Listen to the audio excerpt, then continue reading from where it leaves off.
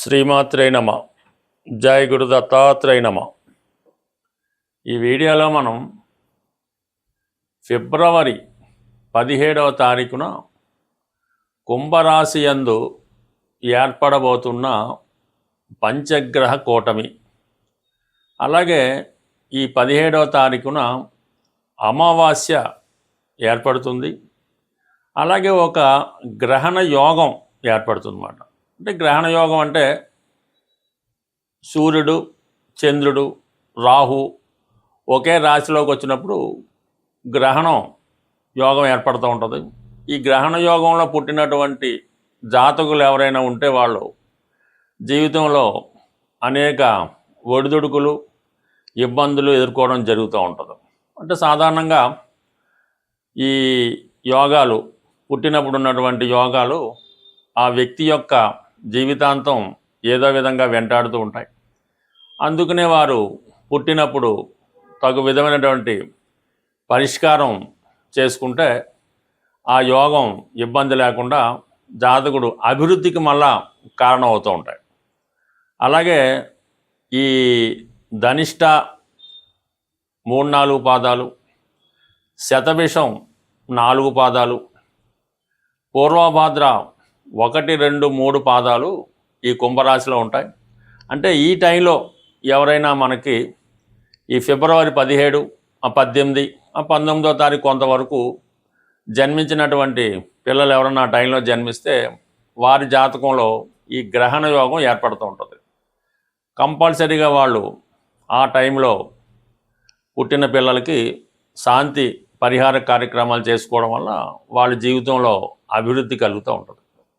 మొత్తం మీద ఏంటంటే ఇప్పుడు ఏర్పడినటువంటి ఈ అమావాస్యతో కూడినటువంటి గ్రహణ యోగం వివిధ రాశుల వారికి ఏ విధంగా లాభపడుతుంది, ఏ విధంగా నష్టం జరుగుతుంది అన్న విషయాన్ని వివరంగా తెలుసుకునే ప్రయత్నం చేద్దాం. శ్రీమాత్రే నమ.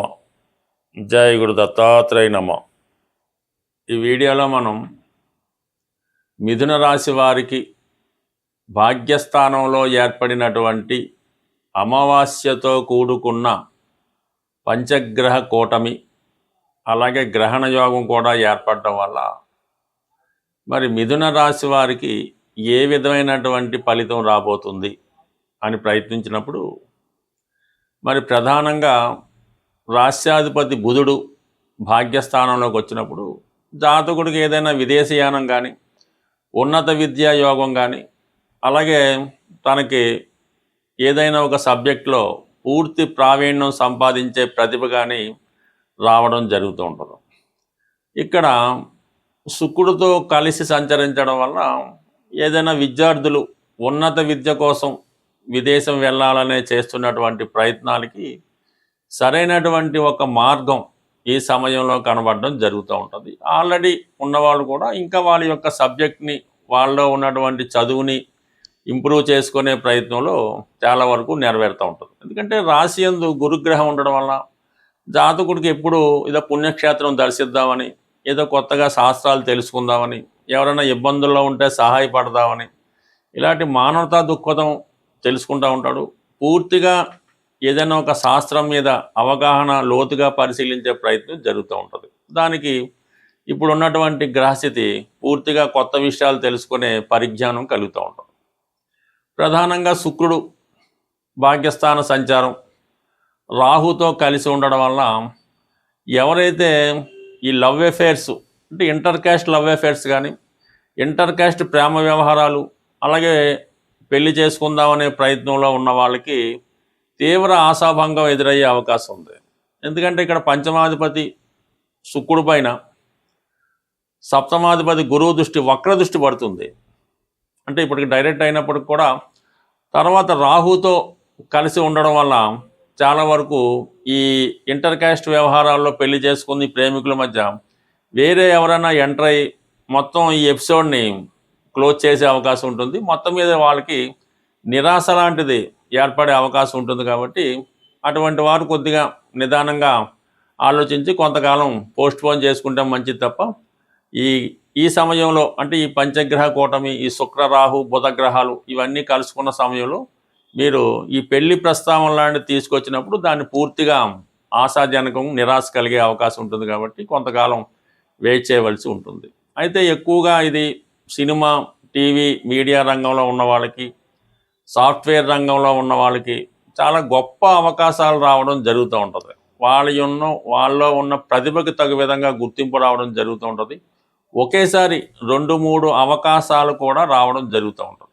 సో ఇది ఈ విధంగా ఉంటే, ఈ చంద్రుడు ధనాధిపతిగా ఉన్నటువంటి చంద్రుడు అమావాస్య యోగంలో ఉండడం వల్ల, రాహుతో కలియడం వల్ల మీ కుటుంబంలో ఒకరికి ఏదైనా విదేశీ అవకాశం రావడం కానీ, వాళ్ళకి ఏమైనా అనారోగ్య సమస్య రావడం కానీ జరిగే అవకాశం ఉంది. ముఖ్యంగా మీ యొక్క మదర్కి కానీ, మీ కుటుంబంలో ఉన్నటువంటి స్త్రీలకి ఒక విధమైనటువంటి ఆర్థిక ఇబ్బందులు రావచ్చు, అనారోగ్యపరమైన ఇబ్బందులు రావచ్చు, వైవాహిక పరంగా కొన్ని సమస్యలు కూడా వారు ఎదుర్కొనే అవకాశాలు ఎక్కువగా ఉంటాయి.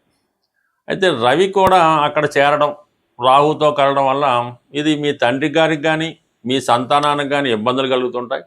ప్రధానంగా ప్రయాణాలు చేస్తున్నప్పుడు అది జాగ్రత్తగా అన్నీ చూసుకొని ప్రయాణించవలసి ఉంటుంది. తొందరపడి ఏదైనా ప్రయాణం చేయడం వల్ల కానీ, తొందరపడి ఏదైనా అగ్రిమెంటు సంతకం పెట్టడం వల్ల కానీ, కొత్త ప్రయత్నాలు ప్రారంభించినప్పుడు కానీ చాలా జాగ్రత్తగా వ్యవహరించవలసి ఉంటుంది. మరి ఈ 5 గ్రహాలు కలిసినప్పుడు అక్కడ శత్రుగ్రహాలు కూడా కలియడం జరుగుతూ ఉంటుంది. అందువల్ల కంప్లీట్గా 9వ స్థానంలో ఉన్నటువంటి రాహు మిగతా గ్రహాలతో కలియడం వల్ల మీ కుటుంబ సభ్యుల యొక్క ప్రవర్తన కానీ, అంటే వాళ్ళు ఏదైనా అనెతికల్గా ప్రవర్తించడం కానీ, ఇంటర్ కాస్ట్ పెళ్ళిళ్ళు చేసుకోవడం కానీ, సరే మీ యొక్క కుటుంబంలో ఎవరో ఒకరు మీ సంతానం అవ్వచ్చు, మీకు కావాల్సిన వారు అవ్వచ్చు, వేరే మతస్థులతో కలిసి పనిచేయడం కానీ, ఇంటర్ కాస్ట్ మ్యారేజ్ చేసుకోవడం కానీ, లేదు ఏదైనా ఒక సమస్యలో ఇరుక్కొని కొద్దిగా ఇబ్బంది పడడం కానీ, ఏదైనా మీకు మనస్తాపం కలిగించి కొద్దిగా న్యాయమైన మార్గంలో కాకుండా అన్యాయమైన మార్గంలో వెళ్ళి మిమ్మల్ని ఇబ్బంది పెట్టడం జరుగుతూ ఉంటుంది. అంటే స్వభావసిద్ధంగా మీకు రాశి యందు గురువు ఉండడం వల్ల చాలా వరకు ఏమైనా ఇటువంటి సమస్యలు, లేదా కోర్టు సమస్యలు కానీ, ఇంకో వేరే విధమైనటువంటి వీసా ప్రాబ్లమ్స్, ఇంకొక ప్రాబ్లమ్స్ లాంటివి వచ్చినప్పుడు అవి సాధారణంగా మీ వరకు రావడం జరగదు. ఏదో విధంగా మీరు దాన్ని జాగ్రత్తగా ఉండడం వల్ల దాని నుంచి ఎస్కేప్ అవుతుంటారు. ఇది మీకు కావలసిన వాళ్ళు అటువంటి స్కామ్లోనో ఏదైనా ఇలాంటి ఇబ్బందుల్లోనో ఇరుక్కోవడం వల్ల అది మీకు మనస్తాపం కలిగే అవకాశం ఉంటుంది. కాబట్టి సాధ్యమైనంత వరకు ఈ పంచగ్రహ కూటమి ఏర్పడడం వల్ల ఏదైనా ప్రధానమైన నిర్ణయాలు తీసుకున్నప్పుడు కొద్దిగా ఆచితూచి నిర్ణయం తీసుకోవడం మంచిది.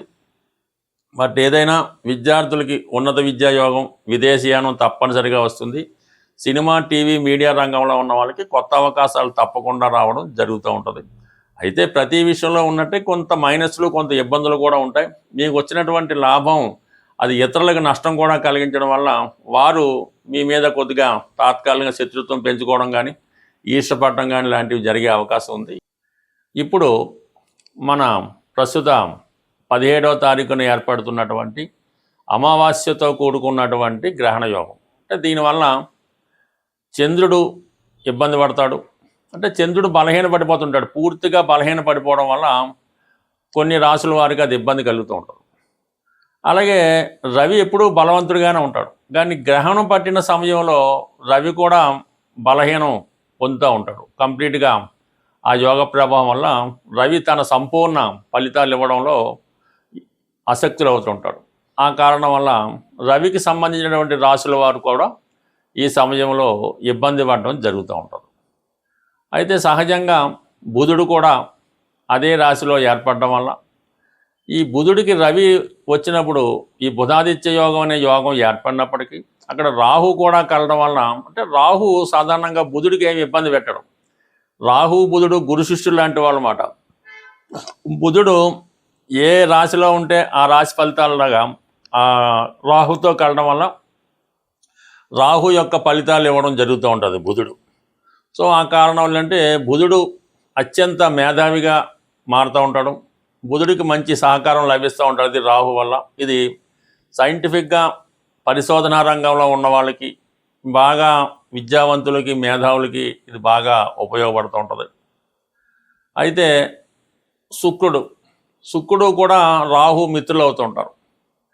ఈ రాహు శుక్రుడితో కలియడం వల్ల ఈ శుక్రుడు సంబంధించినటువంటి రాశుల వారికి కొంతవరకు వారు ఎక్కువగా జీవితంలో ఏదైతే సాధించాలని కోరుకుంటూ ఉంటారో అవి సాధించడం జరుగుతూ ఉంటుంది.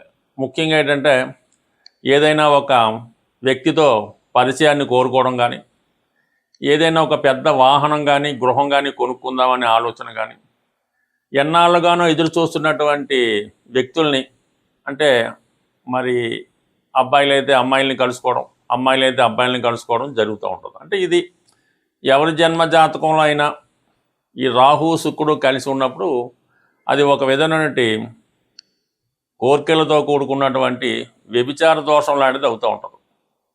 సో ఈ విధంగా ఈ 5 గ్రహాలు మరి కుంభరాశిలో కలిసడం వల్ల అక్కడ ఈ రాహు ఉండడం వల్ల, అంటే రాహు మొత్తం ఈ అన్ని గ్రహాలని కూడా వాటి యొక్క ఒరిజినల్ కారకత్వాల్ని నాశనం చేస్తూ ఉంటాడు.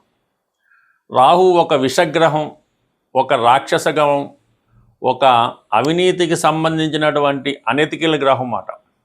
అతనికి ఇప్పుడున్నటువంటి చట్టాలతో కానీ, ధర్మంతో కానీ, న్యాయంతో కానీ ఏ విధమైన సంబంధం ఉండదు. తాను అనుకున్నది ఎలాగన్నా సాధించాలనే మనస్తత్వం ఉంటుంది. అంటే ఒక విధమైన వావి వరుసలు ఉండవు, ఒక విధమైన నీతి అవినీతి ఉండదు, ఇది న్యాయం ఇది తప్పు అన్నటువంటి ఏమి లేకుండా రాహు అనెతికల్గా ప్రవర్తిస్తూ ఉంటాడు. పైపెచ్చు రాహుకి మరి కుంభరాశి ప్రస్తుతం స్వక్షేత్రం అవటం వల్ల అత్యంత బలవంతుడైనటువంటి రాహుతో ఈ మిగిలిన 4 గ్రహాలు కలవడం వల్ల వాటి యొక్క కారకత్వాలు ఇబ్బంది పడుతూ ఉంటాయి. అంటే ఇక్కడ రవితో కలియడం వల్ల మరి ఎవరికైనా తండ్రి గారి యొక్క అనారోగ్యం కానీ, తండ్రి గారు నష్టపోవడం కానీ, పిల్లలకి ఇబ్బంది కలగడం కానీ జరుగుతూ ఉంటుంది. అంటే రవి కారకత్వాలు పాడవుతాయి. చంద్రుడు కారకత్వాలు తల్లిగారికి అనారోగ్య సమస్యలు, ఏదైనా హెల్త్ ప్రాబ్లమ్స్, ఆవిడ జీవితంలో స్ట్రగుల్ పడడం జరుగుతూ ఉంటుంది. అయితే శుక్రుడు రాహు మిత్రుడు అవడం వలన అప్పటిదాకా చాలా నిజాయితీగా సాంప్రదాయంగా వెళ్తున్నటువంటి వాడు అన్య స్త్రీల మీద వ్యామోహం పెంచుకోవడం, ఇతరుల యొక్క ధనం మీద ఆశ పెంచుకోవడం, ఏదో విధంగా ఎదుటి వారి యొక్క ఆస్తులను కానీ వారి యొక్క స్త్రీలను కానీ అన్యాయంగా దోచుకోవాలనే ప్రయత్నం చేయడం జరుగుతూ ఉంటుంది. చాలా అనెతికల్గా ప్రవర్తిస్తూ ఉంటాడు, చాలా లగ్జరీ లైఫ్ అనిపిస్తూ ఉంటాడు. సో బుధుడు రాహుతో కలియడం వలన పెద్ద పెద్ద వ్యాపార అవకాశాల దగ్గర ధనం ఉన్నా లేకపోయినా పెద్ద పెద్ద సంస్థలు స్థాపిద్దామని, కోట్లలో రొటేషన్ చేద్దామని ఎదుటి వారికి భ్రమ కల్పించేలాగా తన యొక్క ఐడియాలు ఇవ్వడం జరుగుతూ ఉంటుంది. సైంటిఫిక్గా తాన్ని బాగా ఇంప్రూవ్గా ఊహించుకుంటూ ఉంటాడు. ఏ విధమైనటువంటి బలం లేకపోయినా, ఎంత ధనం లేకపోయినా ఒక గొప్పగా అతను తను ప్రజెంట్ చేసుకోవడం జరుగుతూ ఉంటుంది. మరి ఈ విధంగా ఏర్పడినటువంటి ఈ 5 గ్రహాల కూటమిలో కేవలం 2.5 రోజులు అటు ఇటుగా మాత్రమే చంద్రుడు ఉండి మీనరాశికి వెళ్ళడం జరుగుతూ ఉంటుంది. ప్రధానంగా ఈ శుక్రుడు మార్చి వరకు ఉండడం జరుగుతూ ఉంటుంది, రవి మార్చి 14 వరకు ఉండడం జరుగుతూ ఉంటుంది. అయితే బుధుడు మాత్రం అదే రాశిలో ఇంచుమించుగా మనకి ఏప్రిల్ నెల వరకు కూడా అందులోనే వక్రించడం ఇవన్నీ జరుగుతాయి. కాబట్టి ఇప్పుడు ఏర్పడినటువంటి అమావాస్య గ్రహణ యోగం, దానికి పరిష్కారం కరెక్ట్గా చేసుకుంటే ప్రతి సమస్య మనకి సులభంగా పరిష్కారం అవడం జరుగుతూ ఉంటుంది. ప్రతి తిథికి ఒక గ్రహం అధిపతిగా ఉండడం జరుగుతూ ఉంటుంది. అమావాస్యకి అధిపతిగా రాహుగ్రహం ఉంటుంది. అలాగే అష్టమి నాడు కూడా రాహు ఆధిపత్యంలో ఉంటుంది. అందుకనే అమ్మవారికైనా చండీ హోమాలు అలాంటివి చేసినప్పుడు అమావాస్య కానీ అష్టమి కానీ ఎన్నుకోవడం జరుగుతూ ఉంటుంది. మరి ఈరోజు మనకి ఈ గ్రహణ యోగానికి అలాగే అమావాస్య యోగానికి పరిహారంగా అమ్మవారిని ఆరాధించడం వల్ల మనకి సమస్య పరిష్కారం అవుతూ ఉంటుంది. సింపుల్గా కనకదుర్గ అమ్మవారు లేదా ఒక శక్తి స్వరూపం, లేదంటే దశ మహావిద్యల్లో ఏ అమ్మవారైనా పర్వాలేదు. ఈ విధంగా మీకు ఇష్టమైనటువంటి మీ సమీపంలో ఉన్నటువంటి అమ్మవారి ఆలయానికి దర్శించడం, వీలుంటే ఒక నిమ్మకాయల దండ, ఆకుపచ్చ రంగుతో కూడుకున్న నిమ్మకాయల దండ అమ్మవారికి సమర్పించడం, లేదు ఒక 8 నిమ్మకాయలు అమ్మవారికి సమర్పించి ఒక విధంగా కుంకుమర్చన ఏదో చేపించి, మీరు ఆ పూజారి గారు మీకు ఒక నిమ్మకాయ ఇస్తే ఒకటి, ఇది 2 ఇస్తే 2 తీసుకొని అది మీ దగ్గర భద్రపరచుకోవాల్సి ఉంటుంది. ఒక 4 నిమ్మకాయలు ఇస్తే ఇంట్లో అందరి దగ్గర కూడా పెట్టుకున్నా మీకు ఈ యోగాల నుంచి అంటే ఈ ఇబ్బందుల నుంచి తొలగిపోయే అవకాశం ఉంటుంది. సో అలాగే చిన్నగా మరి మరి ఇంకా ఇంట్లో పూజ చేసుకునే వాళ్ళు ఎలా ఉంటుందంటే, అమ్మవారికి తమలపాకులో యాలకులు, లవంగాలు, అలాగే వీలైతే కొద్దిగా పచ్చకర్పూరం, అంటే పచ్చకర్పూరం మళ్ళీ 2 రకాలు ఉంటాయి. తిని పచ్చకర్పూరం వేరుగా ఉంటుంది, మామూలుగా ఇప్పుడు ఉన్నటువంటి అందరూ ఉపయోగించే స్మెల్ కోసం ఉపయోగించేది కాకుండా ఇటువంటిది అమ్మవారికి తాంబూలంగా సమర్పించడం వల్ల కూడా ఈ రాహుగ్రహ పరిహారం మీకు రావడం జరుగుతూ ఉంటుంది. బట్ ఏదైనా ఈ చిన్న ప్రక్రియ మీకు చాలా వరకు అంటే అమావాస్య రోజు చేస్తే మళ్ళా అమావాస్య వరకు మీకు దాని ప్రభావం ఉండడం జరుగుతుంటుంది. అంటే సర్వసాధారణంగా ఈ మధ్యకాలంలో ఏదో ఒకటి ఈ చేతికి కట్టుకోవడం జరుగుతూ ఉంటుంది. తాయెత్తు లాంటిదో, రక్షనో, అమ్మవారిదనో, ఆంజనేయ స్వామిదనో ఈ మణికట్టు దగ్గర ఇవి కట్టుకుంటూ ఉంటారు, రక్షాబంధనాలా కట్టుకుంటూ ఉంటారు. అవి చాలామంది ఏంటంటే సంవత్సరాల కొద్దీ అవే వాడుతూ ఉంటారు. అది సాధారణంగా మీరు అమావాస్య రోజు చేతికి ఉన్నటువంటి ఇటువంటి ఈ బంధనాల్ని, రక్షాబంధనాల్ని, కంకణాలని కంప్లీట్గా అవి తీసివేసి ఏదైనా ఒక చెట్టు మొదల్లోనో నదిలోనో కలిపివేయటం మంచిది. మళ్ళీ మీరు కొత్తది అమావాస్య రోజు మళ్ళీ కొత్తగా ధరించడం వల్ల దాని పవర్ మళ్ళీ వచ్చే అమావాస్య దాకా ఉంటుంది. అంతే తప్ప అటువంటి ఈ రక్షాబంధనాల్ని, తాయెత్తుల్ని, వాటిని ఇలాగా సంవత్సరాలు బట్టి ఉంచుకోవడం వల్ల కూడా అది ఇబ్బంది కలుగుతూ ఉంటుంది. బట్ ఏదైనా కొన్ని పరిహారాలు చేసుకోవడం వల్ల నమ్మకం బట్టి ఆధారపడి ఉంటుంది కాబట్టి మరి ఇటువంటి ఈ పరిహారం సాధారణంగా చేసుకుంటే మంచిది. సో ఏదైనా మీరు అమ్మని నమ్ముకుంటే అన్నీ ఉన్నట్టని, ఏదైనా ఈ గ్రహణ యోగం నుంచి తొలగాలంటే మీరు గట్టిగా పట్టుకోవడం అమ్మవారి యొక్క పాదాలు, ఆ సమస్య అదే మీకు సాల్వ్ అవుతుంది. స్వస్తి.